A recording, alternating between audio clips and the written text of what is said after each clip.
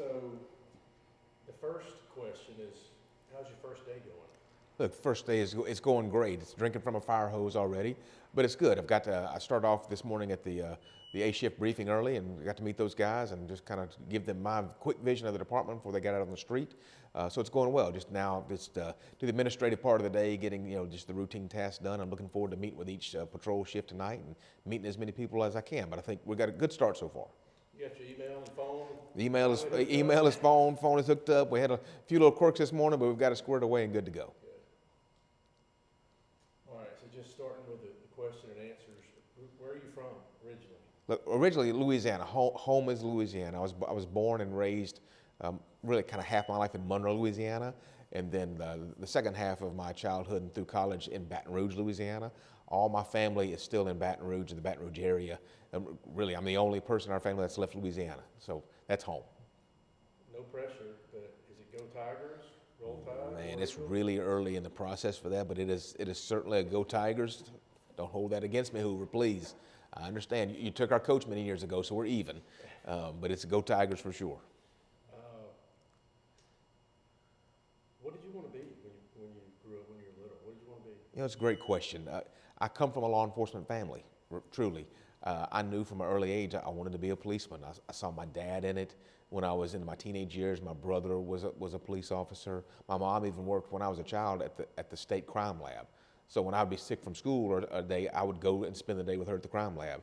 So it's really all I've ever known, and I knew really, from far as I can remember, I wanted to be a policeman.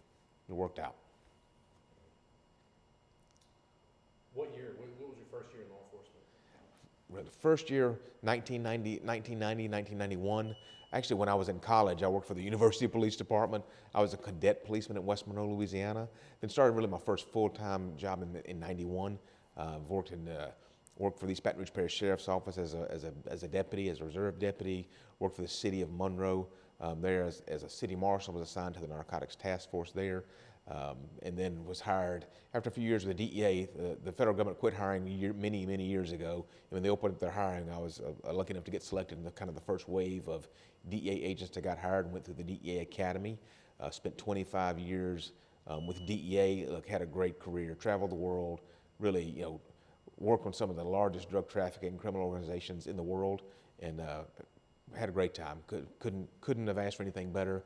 I retired. I was the agent in charge of all of our offices in the state of Alabama when I retired, and had a wonderful career, and that led me to Pell City to be the chief there for several years until I came here. So I've had a blessed career, I honestly have.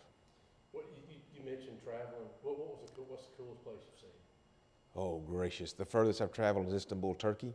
I spent 10 of the longest days of my life in Istanbul, Turkey. I've been in the jungles of South America, Colombia, Central America, Mexico many times, Canada many times. I've been in many places across the world. What drew you to police work and the job? Sure. Honestly, my dad and my brother, truly my brother. When I was in middle school, high school, my brother was a detective in Baton Rouge, right? And they were the coolest guys back then, right? They drove Monte Carlo super sport cars and worked undercover. And I've always had a sense of public service, truly. But that was kind of the cool factor, right? And then my entire family's been public servants. I don't know any different. That's all we've ever done. And I tell people all the time, I wish my dad would have been the owner of a Fortune 500 company, but we were not. We're public servants, and that's what we do in the Morris family.